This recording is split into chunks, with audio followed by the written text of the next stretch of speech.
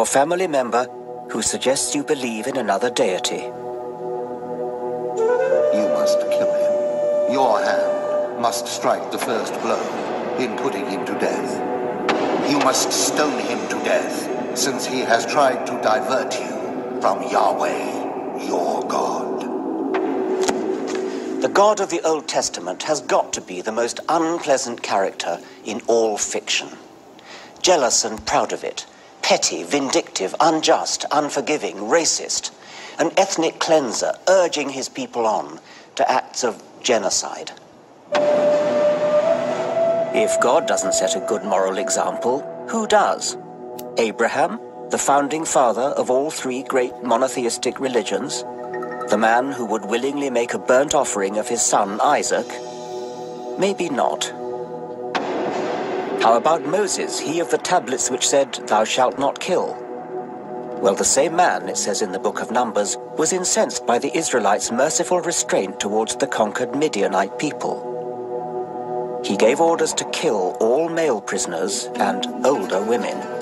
But all the women and children that have not known a man by lying with him, keep alive for yourselves. How is this story of Moses morally distinguishable from Hitler's rape of Poland or Saddam Hussein's massacre of the Kurds and the Marsh Arabs? So let's leave Moses out of it. But there are lesser characters facing somewhat more everyday moral dilemmas. Maybe they provide a better role model.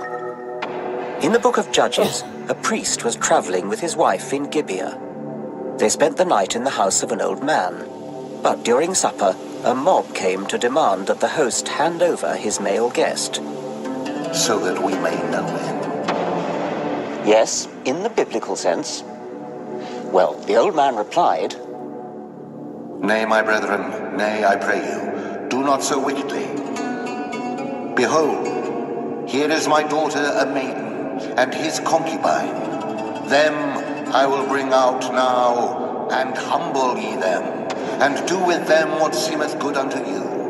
But unto this man do not so vile a thing. So, enjoy yourselves by raping and humiliating my daughter, but show a proper respect for my guest, who is, after all, male.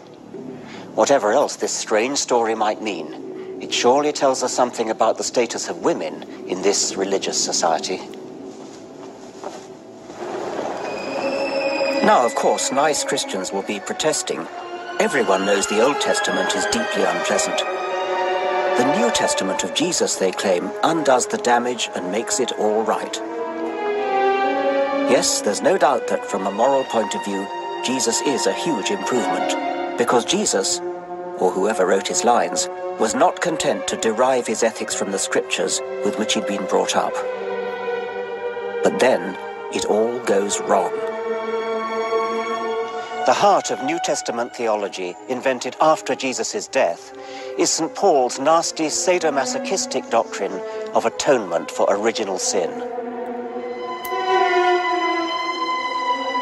The idea is that God had himself incarnated as a man, Jesus, in order that he should be hideously tortured and executed to redeem all our sins. Not just the original sin of Adam and Eve, future sins as well, whether we decide to commit them or not.